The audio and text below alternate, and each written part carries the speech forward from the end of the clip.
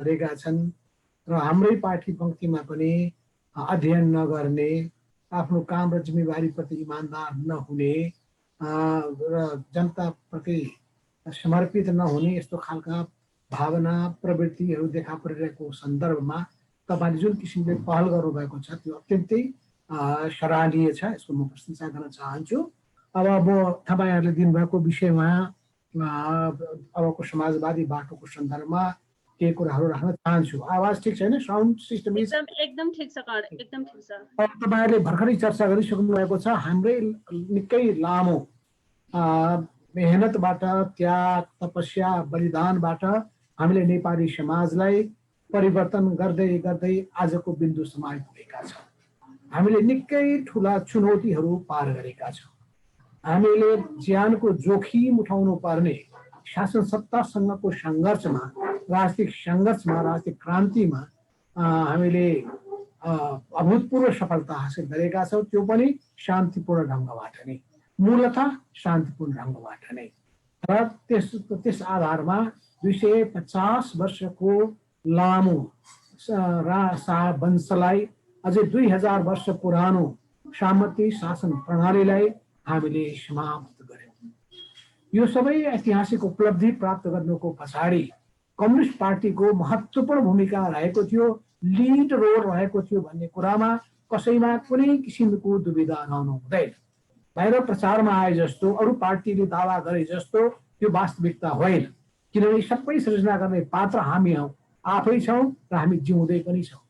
एक एक घटनाक्रमको हामीलाई पूर्ण जानकारी पनि छ र प्रत्येक मोडहरूमा चाहे राजतन्त्रलाई ढाल्नुपर्छ भनेर निर्णय गर्ने कुरामा होस् या त्यो निर्णयलाई कार्यान्वयन गरेर त्यसलाई एउटा उच्च एउटा बिन्दुमा पुर्याउने र त्यो बिन्दुमा पुगिसकेपछि त्यो बेलामा पनि बुढा कमाउनेहरूको विरुद्धमा जुधेर अनेकौँ चुनौतीहरूको सामना गरेर देशी विदेशीहरूको दबावलाई झेलेर हामीले जुन सफलता हासिल गरेका छौँ त्यो अवश्य पनि स्तुत्य छ, गर्व गर्न लायक छ। र त्यसको निम्ति कम्युनिस्ट पार्टीले एउटा गौरव बोध गर्नुपर्छ। कम्युनिस्ट पार्टीले त्यो गुहाई गरेको छ। त्यही कुराको आधारमा हामीले संविधान निर्माणको सन्दर्भमा पनि खेलेको भूमिकाको पनि चर्चा गर्नै पर्दछ। र यो चर्चा गर्दाखेरि अघि तपाईँहरूले भनिसक्नु भएको छ, म खालि थोरै मात्रै चर्चा गर्छु किन समय छ जम्मा 55 मिनट भन्नुभएको छ। र त्यो अवस्थामा म धेरै लामो व्याख्या गर्दिनँ, तर म चर्चा के गर्न चाहन्छु भने यसको प्रस्तावनामा नै लेखिएको छ सबै प्रकारका विभेद, अरू मार्क्सवादको कुरा म पछि गरौँला।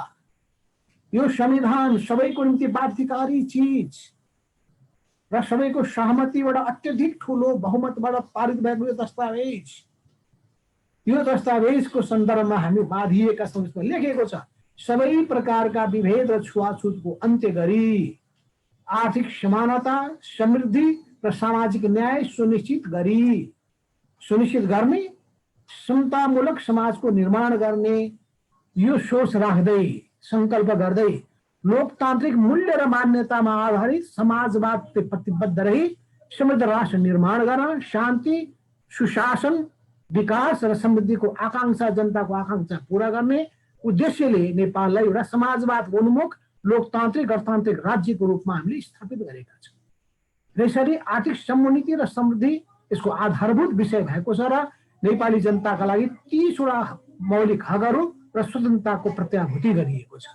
यस अवस्थामा अब हामीले वास्तवमा झन् हामी कम्युनिस्ट भएको नाताले हामीले जुन राज्यका सिद्धान्तहरू, निर्देशक सिद्धान्तहरू र नीतिहरू अगाडि सारिसकेपछि पछि पनि हामीले चुनावको बेलामा कम्युनिस्ट पार्टीले घोषणा पत्र अगाडि सारेको छ र दुईटा ठुला पार्टीहरूको बीचमा 2075 सालको जेठ 3 गतेका दिनमा हामीले अत्यन्तै दूर ऐतिहासिक महत्त्वको एकीकरणको काम पनि सम्पन्न गरेका छौँ र हाम्रो आफ्नो वैचारिक मान्यताहरूलाई, राजनीतिक हाम्रो प्रतिबद्धताहरूलाई अगाडि सारिसकेका छौँ, लिखित रूपमा हामी अगाडि सारिसकेका छौँ।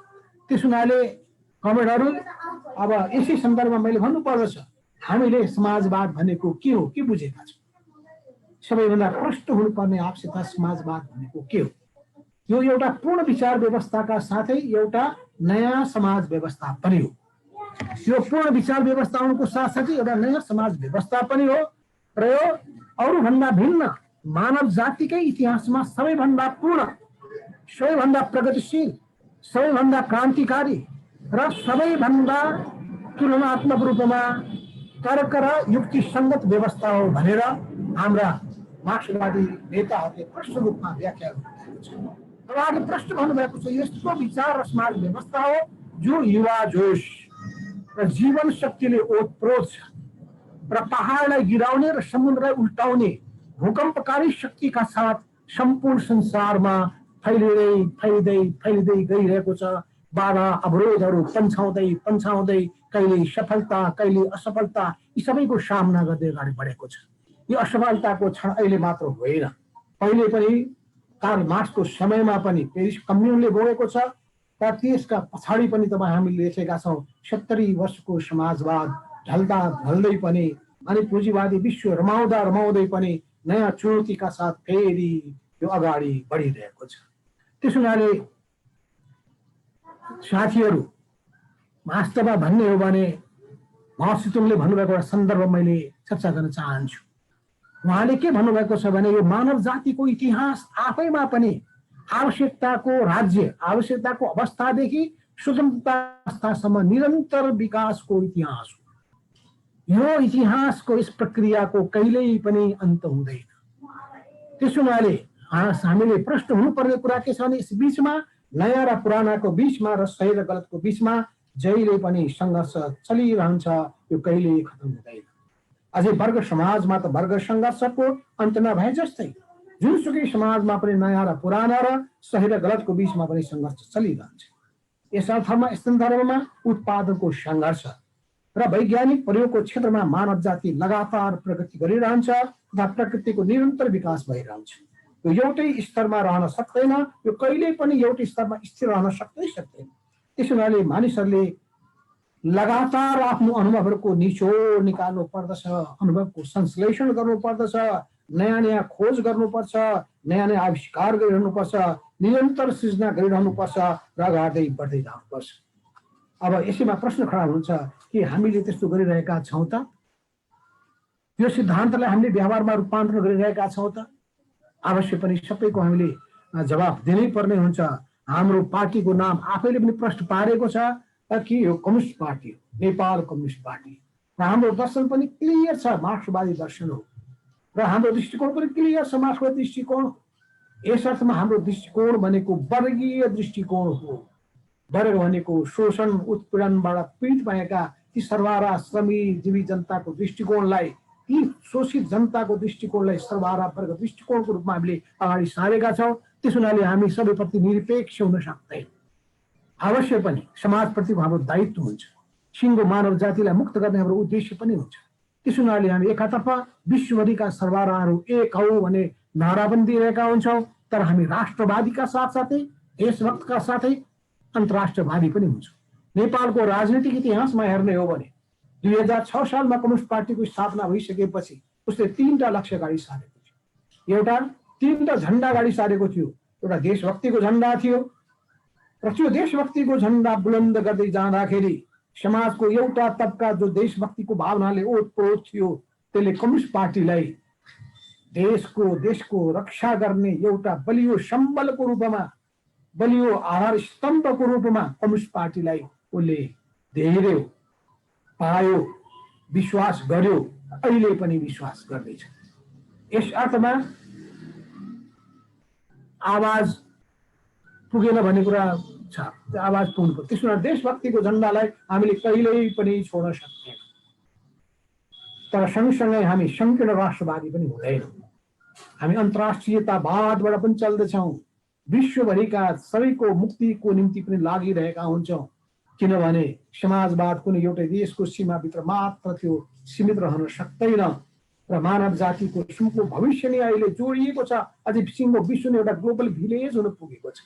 अहिले कोरोनाको महामारीबाट हेरौँ त, कुनै पनि ठाउँको कुनै पनि व्यक्तिहरूसँगको हाम्रो सम्बन्धबाट के देखिन्छ भने त्यो सम्बन्धबाट प्रत्येक व्यक्तिको निम्ति पनि सोच्नु पर्ने रहेछ।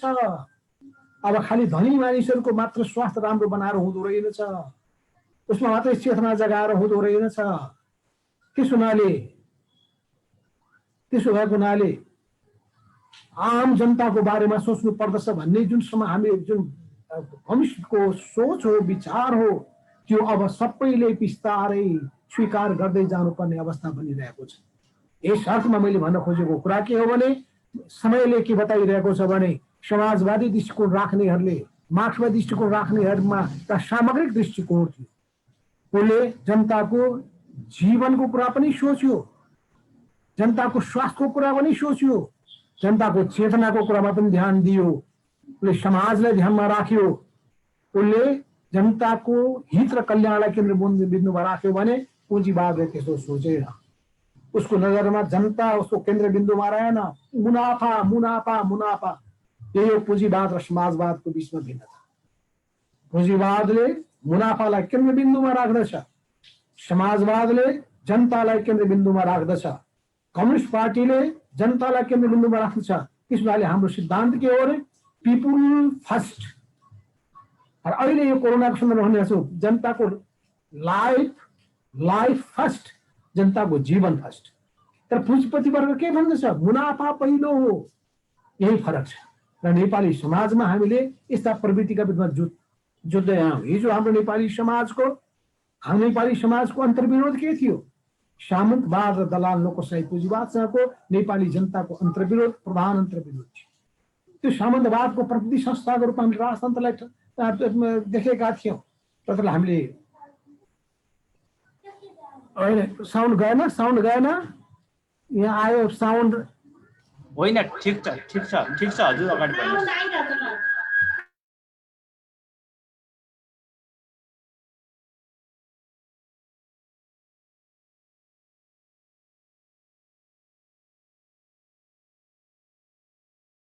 भने हामी कम्युनिस्टहरूको कुरा एकदम प्रष्ट के छ भन्दाखेरि हामी दुईटै हाम्रो सन्दर्भमा हाम्रो दृष्टिकोण र हाम्रो नामले नै प्रष्ट रूपमा भविष्यको असीमित रूपमा उज्जवल र शानदार भविष्यको हामी दिशातर्फ अगाडि बढ्न खोजिरहेका छौँ। र यही उद्देश्यको निम्ति, यही सर्वोच्च आदर्शतर्फ हाम्रो कम्युनिस्ट पार्टीको नामले पनि बताउँछ, कम्युनिजम। हामी कम्युनिस्टको अन्तिम लक्ष्य नै समाजवादी रकम समाजको स्थापना गर्नु हो र त्यही उद्देश्यका खातिर हामी सबैले समर्पित हुनुपर्नेछ। हिजो लाग्दाखेरि पनि, आन्दोलनको सुरुवात पछिल्लो चरणमा सुरुवात गर्दा पनि, या हामी समर्पित हुँदाखेरि पनि, भूमिगत अवस्थामा पनि, त्यो अवस्थामा पनि हामीले त्याग, तपस्या, बलिदान यही मान्यताबाट अगाडि बढेका थियौँ। अहिले पनि त्यो मान्यताबाट पछाडि हट्ने कुरो होइन। त्यतिकै त्याग, तपस्या र बलिदानको भावनाका साथ हामीले अगाडि बढ्न सक्नु पर्दछ। जबसम्म हामी सिङ्गो मानव जातिलाई मुक्त गर्न सक्दैनौँ। त्यसैले समाजवादी क्रान्तिको उद्देश्य नै के हो भने उत्पादक शक्तिलाई मुक्त गर्नु र नयाँ उत्पादन सम्बन्ध सृजना गर्नु। र यसै सन्दर्भमा तपाईँलाई थाहा छ, विश्व सन्दर्भमा धेरै ठुला बहस विवादहरू भए। बहस विवाद हुने सिलसिलामा नेपाल संसारको समाज, मानव जाति धेरै धेरै चरणहरू पार गर्दै गर्दै गर्दै अगाडि बढे। आदिम साम्यवादी युगको कुरा म गर्न चाहन्न, अहिले दास समाजको म कुरा गर्न चाहन्न। त्यसको दास मालिकहरू दास राख्ने कुरामा गौरव बोध गर्दथे। मानिसको कुनै मूल्य थिएन, मानिसहरूको कुनै मर्यादा थिएन, दास जस्तो व्यवहार गरिन्थ्यो। त्यो अवस्थाबाट फेरि विद्रोह भयो, दास विद्रोह भयो। अनि त्यो दास विद्रोहपछि बल्ल त्यो दास समाजले परिवर्तन लियो, रूपान्तरण भयो, तर सामन्तवादी समाजको स्थापना भयो।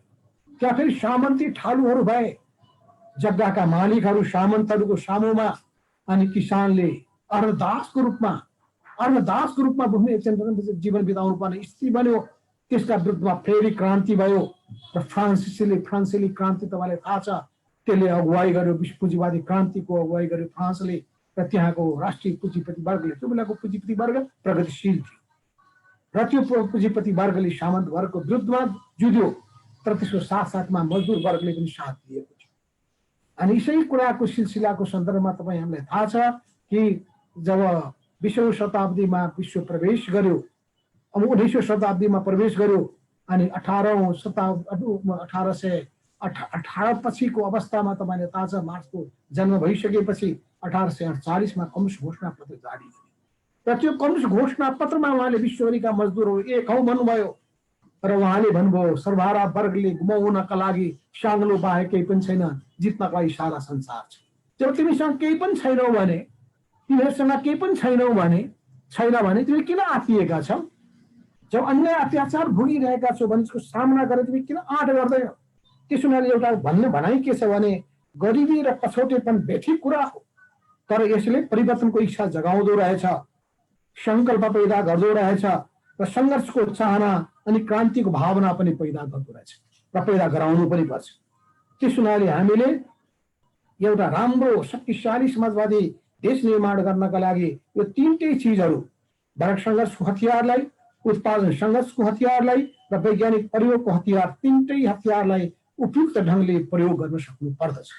यस सन्दर्भमा मैले भन्न चाहन्छु कि अहिले वास्तवमा यो विभिन्न सन्दर्भमा हामीले देखिरहेका छौँ कि कसरी मानव अघि चर्चा मैले गरिसकेको कुरा फेरि पनि म अर्को भाषामा दोहोऱ्याउन चाहन्छु कि मानव समाजले विश्व इतिहासमा खतरनाक र ठुल्ठुला बाधा अवरोध र चुनौतीको सामना गर्दै यो अहिले पनि हाम्रो निम्ति लागू हुन्छ त्यो कि खतरनाक त्यस्ता मोडहरू आए भने पनि, बाधा अवरोध आए पनि, चुनौतीहरू आए पनि त्यसलाई पराजित गर्दै अनि पन्छाउँदै जसरी अगाडि बढ्यो मानव समाज र त्यसै क्रममा निकै राम्रो शिक्षाहरू प्राप्त गर्दै निरन्तर रूपमा आफ्नो अग्रगामी यात्रालाई अगाडि बढायो, हामीले पनि हरेस खाने होइन।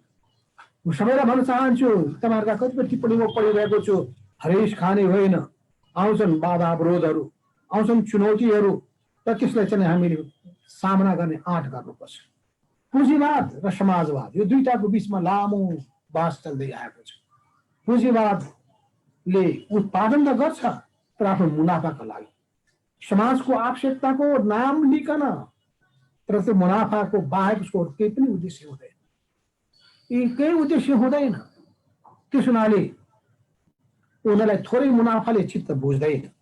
उनीहरू अतिरिक्त मूल्यको माध्यमबाट पुँजीपतिले मजदुरलाई शोषण गर्छन् र त्यो सबै अतिरिक्त मुनाफाहरू आफ्नो गोजीमा पकेटमा राख्छन् र यस संसारमा सबैको आवश्यकताको परिपूर्तिको निम्ति पर्याप्त साधन स्रोतहरू छन्, कुनै अभाव छैन, तर कुनै एउटा व्यक्तिको लोभको लागि कुनै पनि चिज पर्याप्त छैन।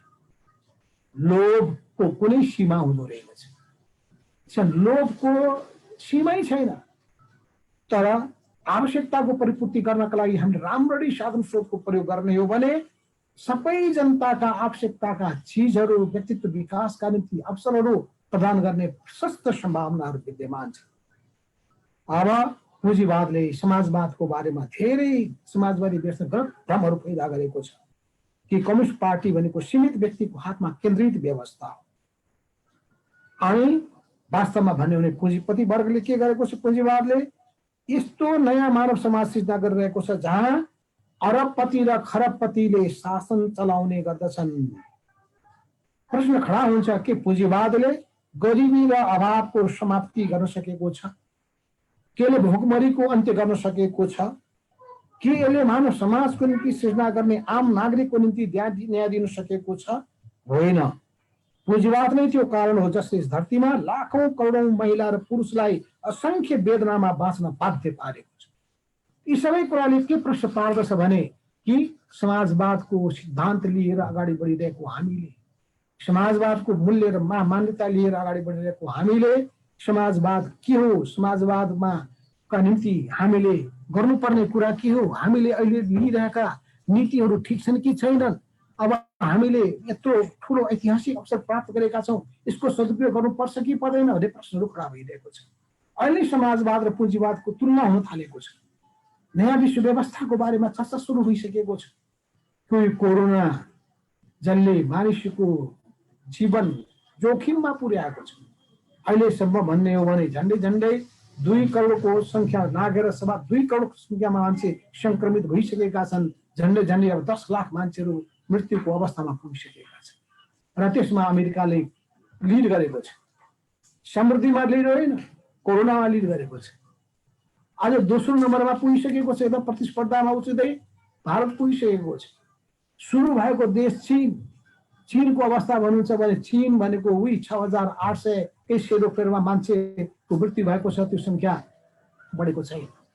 त्यो 1 लाख पनि पुगेका छैनन् संक्रमित।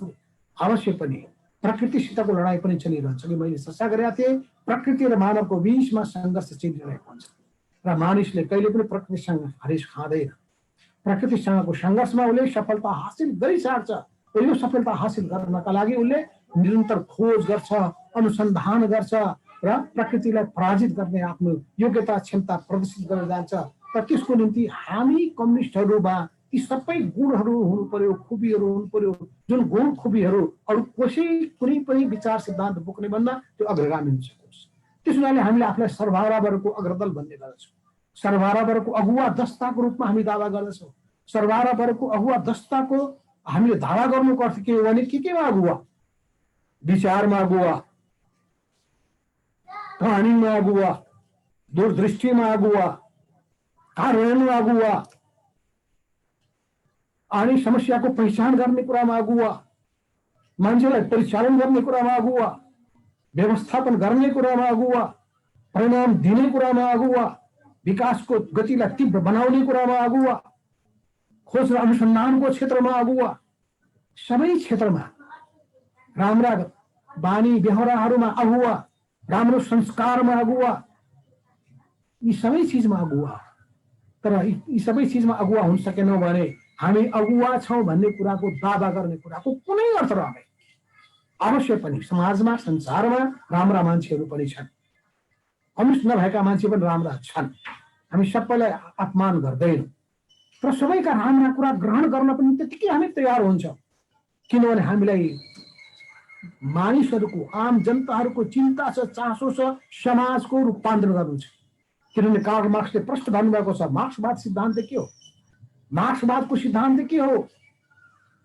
यसले यो समाज संसार कस्तो छ भन्ने कुराको व्याख्या गर्दछ र व्याख्या मात्रै गर्दैन, त्यति उसको उद्देश्य होइन। यो संसार समाज कस्तो छ, संसार र समाज कस्तो छ भन्ने कुरा उसले बुझेको छ, विश्लेषण गरेको छ। समाज विकासको नियम उसले बुझ्दछ, तर सँगसँगै समाजलाई रूपान्तरण गर्दछ, परिवर्तन गर्दछ। जुन सिद्धान्तले समाजको रूपान्तरण गर्न सक्दैन त्यो सिद्धान्तको कुनै काम छैन। त्यसैले यो गफ गर्ने सिद्धान्त होइन, यो बात मार्ने सिद्धान्त मात्रै पनि होइन, यो आदर्श छाट्ने सिद्धान्त होइन, यो व्यवहारमा रूपान्तरण हुने सिद्धान्त हो। काम गतिविधि र व्यवहार जनताको मन जित्ने सिद्धान्त हो। त्यस हुनाले तपाईँ चीनको कुरा हेर्नुहोस् या भियतनामको कुरा हेर्नुहोस्, तपाईँ उत्तर कोरियाको कुरा हेर्नुहोस् या क्युबाको कुरा हेर्नुहोस्, तपाईँ लाओसको कुरा हेर्नुहोस् या एउटै राज्य भए तापनि अहिले भारतको केरला राज्यको उदाहरण हेर्नुहोस्, कसरी उनीहरूले जनता केन्द्रित विकासको दिशामा अगाडि बढेका छन्, कसरी जनताको आधारभूत कुराहरूको सन्दर्भमा उनीहरूले जोड के दिएका छन्। उनीहरूले जोड दिएको सन्दर्भको कुरा गर्ने हो भने उनीहरूले जोड दिएको कुरा के हो भन्दाखेरि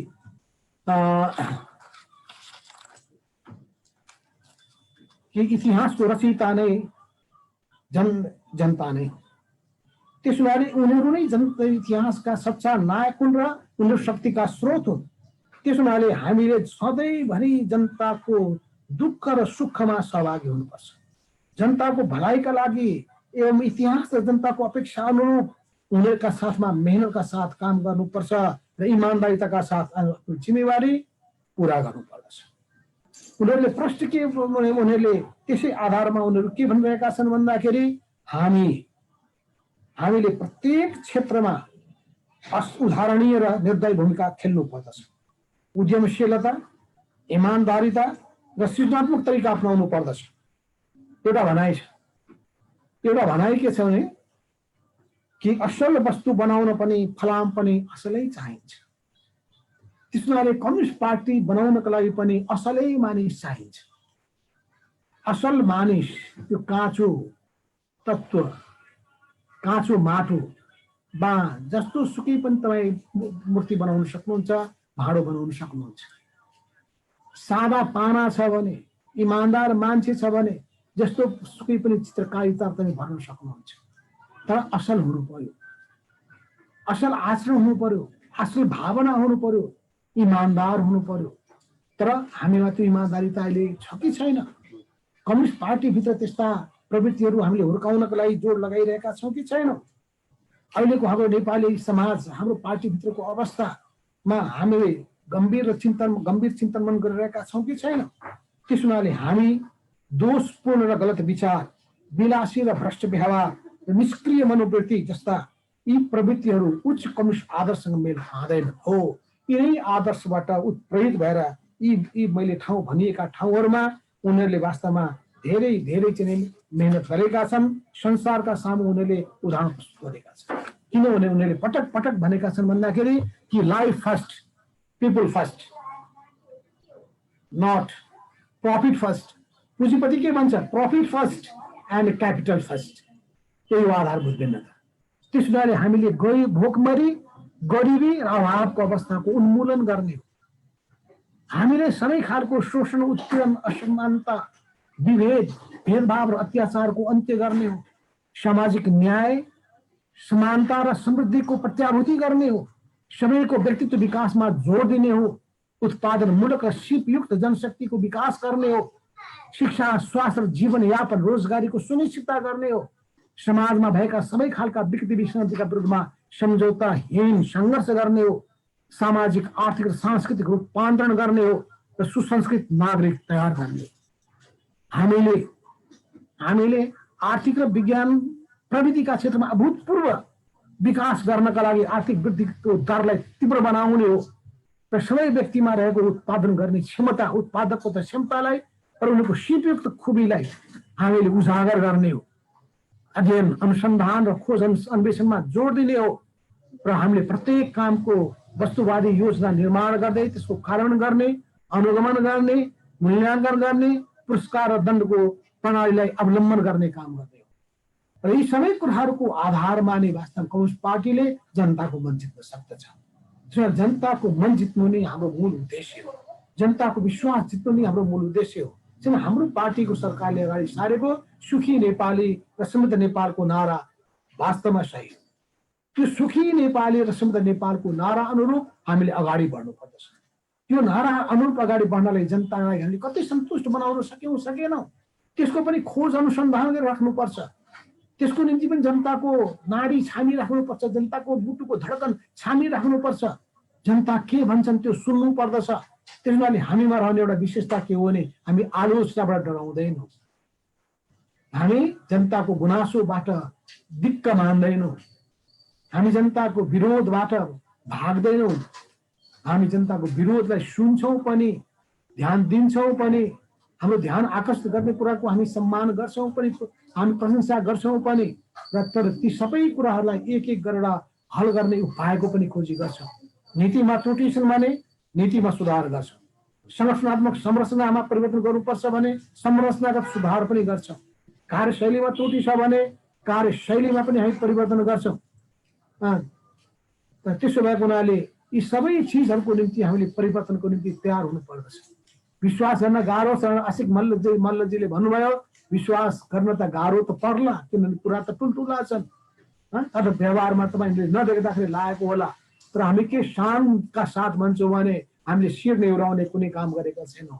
विदेशीका सामु हामीले घुँडा टेक्ने काम गरेका छैनौँ। विदेशीका सामु हामीले शिर नेउराउने कुनै काम गरेका छैनौँ। एउटा अग्नि परीक्षामा उत्तीर्ण भएका छौँ। त्यसै गरी हामीले सामन्त वर्गलाई उन्मूलन गर्ने कुरामा पनि घुँडा टेक्ने काम गरेका छैनौँ। दृढताका साथ उभिएका छौँ। दुईटा अग्नि परीक्षा हामीले एक चरणको अग्नि परीक्षा त पार गऱ्यौँ, तर पटक पटक अग्नि परीक्षाहरू आइरहन्छन्। सबैमा पास हुनुपर्छ। लोकतन्त्रको लडाइँमा पनि लडाइँको अग्नि परीक्षा, देशभक्तिको लडाइँको अग्नि परीक्षा, अनि त्यसपछि अब समृद्धिको लडाइँ, आर्थिक रूपान्तरणको लडाइँ र सांस्कृतिक रूपान्तरणको लडाइँ, सामाजिक रूपान्तरणको लडाइँको अग्नि परीक्षामा पनि हामीले उत्तीर्ण भएर देखाउनै पर्छ। यसलाई चुनौतीको रूपमा लिनै पर्छ। त्यसैले म तपाईँहरूले उठाउनु भएका गुनासाहरूलाई साँच्चै म भन्न चाहन्छु, तपाईँले मनदेखिको जनताको भावना व्यक्त गर्न खोज्नुभएको छ। तपाईँहरूको मन पनि पोल्दो होला, राम्रो भइदिए हुन्थ्यो भने पनि लागिरहेको होला। अवश्य पनि जब दलाल पुँजीवाद हाबी भएको देखिन्छ, जब माफियाहरू हाबी भइएको देखिन्छ, जब डौन प्रवृत्ति हामी भइएको हुन्छ, हामी राष्ट्रिय पुँजीको विकास गर्ने र मानिसहरूको चाहिँ व्यक्तित्वको विकास गर्ने कुराहरू नहुँदाखेरि सबैको मन छोइरहेको हुन्छ। हाम्रो त सिधा धारणा के हो भन्दाखेरि हामीले चाहेको कस्तो भन्दाखेरि अहिले नेपाली समाजको जुन अवस्था छ यसमा एकदम कुनै दुविधा राख्नु जरुरी छैन। अहिले भनेको दलाल पुँजीवादसँग नेपाली जनताको अन्तर्विरोध नै प्रधान अन्तर्विरोधको रूपमा रहेको छ। र यो दलाल पुँजीवाद पुँजीको क्षेत्रमा मात्रै सीमित छैन, राज्य सत्ताको नजिक पुगेर अहिले प्रभावित पारिरहेको कुराले हामीलाई पोलिरहेको छ। अनि भ्रष्टाचारका प्रवृत्तिहरू व्याप्त भइरहेको कुराले हामीलाई गिज्याइरहेको छ। अनि हामी कम्युनिस्ट भनिरहेका छौँ तर हामी रोक्न सकिरहेका छैनौँ। अझै कतै चुल्लुममा डुबिने हो कि भन्ने खतरामा हामी जोखिममा उभिएका पनि छौँ। त्यसो हुनाले यो सबै चुनौतीको हामीले सामना गर्नै पर्छ। अहिले पनि त्यो दलाल पुँजीवादलाई जब हामीले सँगको सङ्घर्षमा हामीले सफलता प्राप्त गर्ने हो, राष्ट्रिय पुँजीलाई प्रबन्धन गर्ने र हामीले विदेशी पुँजीप्रति पनि हामी नकारात्मक धारणा राख्दैनौँ। किनभने हाम्रो धारणा कस्तो छ भन्दाखेरि जब हामीसँग पुँजी छैन भने पुँजी जहाँसँग जोसँग छ, हामीसँग प्रविधि छैन भने संसारमा प्रविधि जहाँ छ, हामीसँग साइन्टिफिक इनोभेसन गर्न सकेका छैनौँ, त्यो इनोभेटिभ चिजहरू संसारमा जुनसुकै ठाउँमा छ भने त्यो चिज पनि हाम्रो देशमा को विकासको निम्ति, जनताको कल्याणको निम्ति, हितको निम्ति हामी प्रयोग गर्न तयार छौँ। हामी संसारबाट अलग थलग बस्न सक्दैनौँ, बाँच्न पनि सक्दैनौँ। किनकि संसार एक भइसकेको छ। नेपाल जस्तो देश, झन् यसमा नेपाल जस्तो देश, दुईटा ठुला देशको बीचमा भूपरिवेशित अवस्थामा भएको यो देश, यस्तो देश त झन् एक्लै बस्छु भन्ने सोच्न पनि सकिँदैन। हामीले संसारसँग मिलेर जानु छ, तर मिल्दाखेरि हामी केही कुरामा सम्झौता गर्दैनौँ। हामी स्वाधीनतामा, राष्ट्रिय सम्मानमा, राष्ट्रिय हितको बलिदान गर्ने कुरा हामीहरू स्वीकार्य छैन। तर हामी अरू कसैको पनि आन्तरिक मामिला हस्तक्षेप गर्दैनौँ र हाम्रो मामिलामा पनि कसैले गरेको हस्तक्षेपलाई स्वीकार्य छैन। हामी सबै मित्र चाहन्छौँ, सबैसँग मित्रताको सम्बन्ध राख्न चाहन्छौँ, कसैसँग शत्रुता राख्न चाहँदैनौँ। किनभने बुद्ध जन्मिएको भूमि यो देश, बुद्धको दर्शन सारा संसारमा प्रेम, मानवता र सबैको हित र कल्याणको सन्देश दिने यो देशको गौरवप्रति हामी वास्तवमा शिर ठाडो पार्ने गर्दछ। यस अर्थमा पनि संसारका सामुमा नेपालका केही विशेषताहरू छन्। नेपालका केही आफ्ना सीमा पनि छन्। सीमा के छ? नेपाल सानो देश, ठुलो देशको आफ्नो शक्ति हुँदो रहेछ, आकार पनि ठुलो, नेपालको आकार सानो छ। यो संसारमा भएका 120-25 देश, 30 देश भन्दा नेपालको भनेको सबभन्दा तलमा पर्दैन, 54 कि कति स्थानमा पर्दछ। जनसङ्ख्याको हिसाबले पनि 3 करोड भनेको सानो भन्न सकिँदैन, तर ठुल्ठुलाको साउमा यो सानो छ। जनसङ्ख्याको हिसाबले पनि नेपालको ठुलो स्ट्रेन्थ छैन। नेपालको स्ट्रेन्थ, यसको आर्थिक समृद्धि पनि छैन, सम्पन्न देश पनि होइन यो। र नेपालको अर्को स्ट्रेन्थ भनेको यो विज्ञान र प्रविधिमा समुन्नत पनि छैन, यो चारटै कुरामा छैन। पाँचौँ, सैन्य शक्तिमा पनि बलियो छैन। तर नेपालको स्ट्रेन्थ के छ त? नेपालको पहिलो स्ट्रेन्थ भनेको नेपाली जनता बीचको एकता हो। नेपाली जनता बीचको एकतालाई बलियो बनाउनका लागि, जनताका समस्यालाई हामीले बुझ्ने र जनताको विश्वास आर्जन गर्ने र जनतालाई एकताबद्ध बनाउने काम गर्नुपर्छ। जनतालाई विभाजित पार्ने प्रवृत्तिका विरुद्धमा कम्युनिस्ट पार्टीका कार्यकर्ताहरू देशव्यापी रूपमा परिचालित हुनुपर्दछ। सबै खालका डिभिसिभ टेन्डेन्सिजहरूलाई हामीले अस्वीकार गर्नुपर्छ। अरे यसरी यो यत्रो मेहनत गरेर साना दुखले आर्जिया मुलुक होइन यो भनेर कृष्णले भनेको त्यो भावनालाई आत्मसात गरेर नेपाली जनता बीचको एकतालाई, हामीले सौहार्दतालाई कायम राख्ने काम गर्नुपर्दछ। दोस्रो कुरो, हामीले हाम्रो देशमा रहेका पोजिटिभ कुराहरूलाई संसारका सामु शानका साथ गर्नुपर्छ। हाम्रो पोजिटिभ कुरा के हो? हाम्रो देश कहिले पनि पराधीन भएन। हाम्रो देश कहिले पनि पराधीन भएन। त्यो पराधीनता के भने हाम्रा पुर्खाहरूले ज्यानको बाजी थापेर त्यत्रो ब्रिटिस साम्राज्यको विरुद्धमा लड्ने काम गर्यो, ब्रिटिस भारतको आक्रमणको सामना गर्यो। र नेपालमा तपाईँ देखिरहेको छ 101 गढीहरू छन्, ती सबै भनेको किल्लाहरू, किल्ला ठानेको किल्लाहरू। त्यो किल्लाकोबाट उभिएर रहेर उनीहरूले लडेका थिए। त्यसमाले यी सबै स्ट्रेन्थको साथसाथै नेपालले आफ्नो कूटनीतिक चातुर्यता र कौशलता देखाउन सक्नुपर्छ। कूटनीतिक चातुर्यता र कौशलता देखाउनु पर्दछ। नेपालीले संसारका सामु अरू दिन सक्ने जुन छ राम्रा पोजिटिभ अनुभवहरू, चाहे त्यो शान्ति प्रक्रियासित समेत अनुभव होस्, या विश्व शान्तिको निम्ति हाम्रो गोर्खा इतिहास भएको नेपाली सेनाले शान्ति स्थापनामा खेल्न सक्ने भूमिकाको पक्षलाई उपयोग गर्न सक्नुपर्छ। हो यी सबै कुराहरूको सन्दर्भमा आखिरमा हामीले विश्वास र भरोसा गर्नुपर्छ जनतामाथि। र कता कता अहिले के देखिएको छ भने यो दलाल पुँजीवाद हावी पुगेको छ। कता कता यो दलाल पुँजीवाद सबै क्षेत्रमा फैलिन थालेको छ र त्यसले सृजना गर्ने जम्मै विकृतिको आहालमा डुब्ने खतरा देखिएको छ।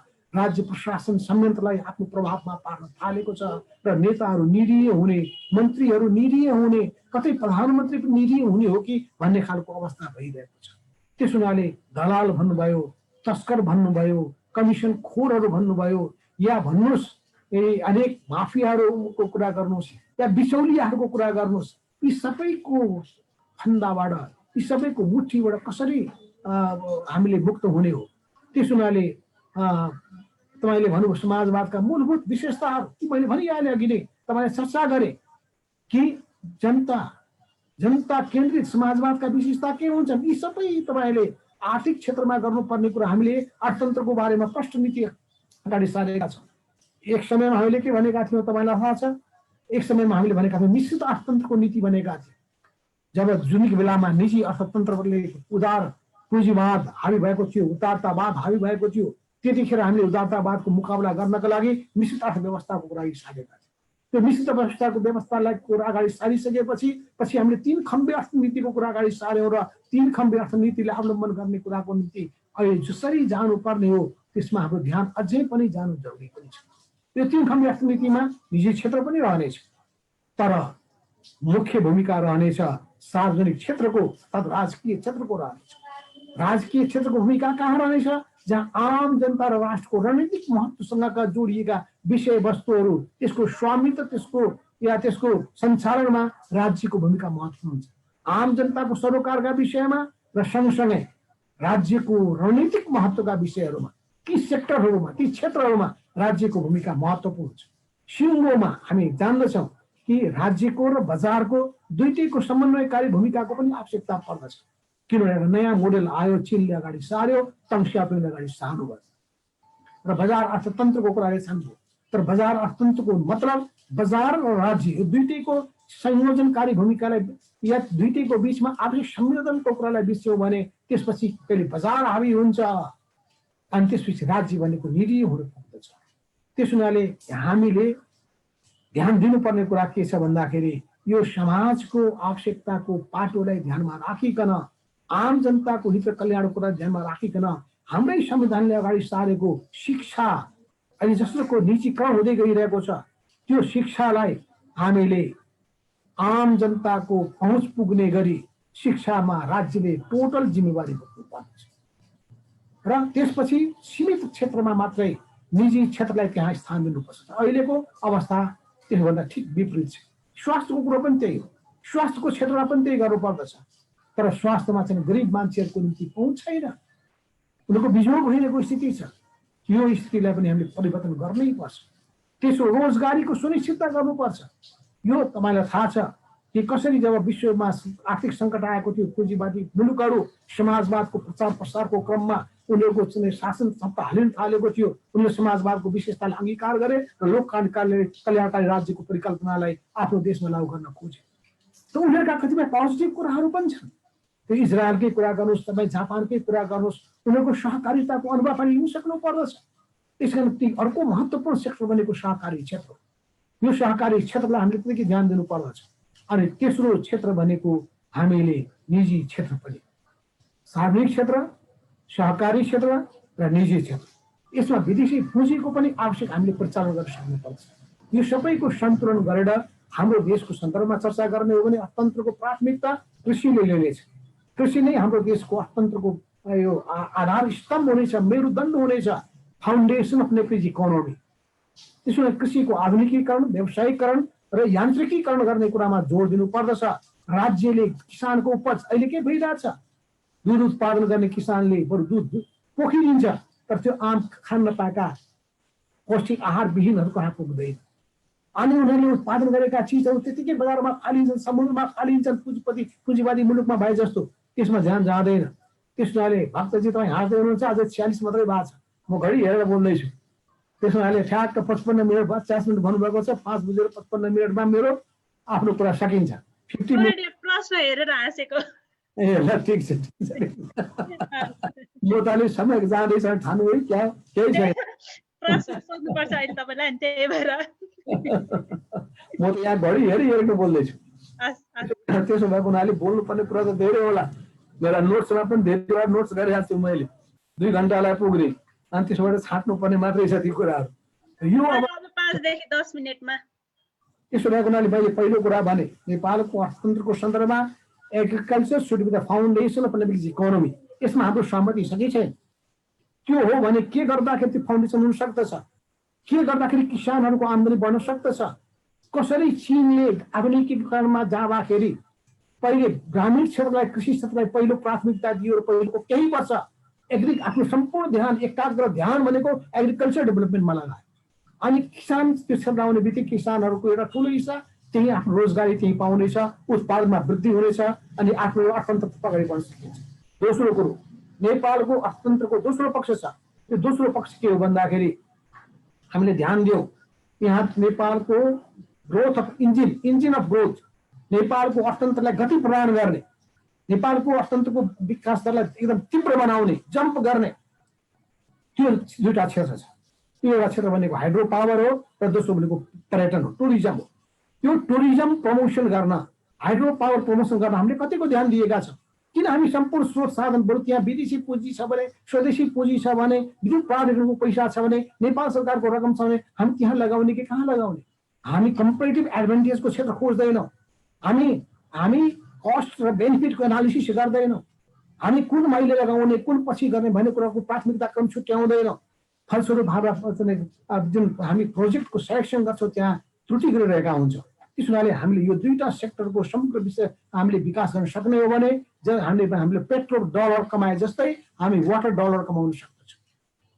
त्यसपछि हामी टुरिज्म प्रमोसन गर्न सक्यौँ भने नेपालमा 101 छन्, हिमाल छन्, प्राकृतिक सौन्दर्यताले भरिएको ताल तलैयाहरू छ। यहाँ हामी हाम्रा देशमा भएका ती वनस्पतिहरू, ती सबै त्यस्ताहरूको निम्ति चाहिँ एउटा ठुलो आकर्षणको थलो छ।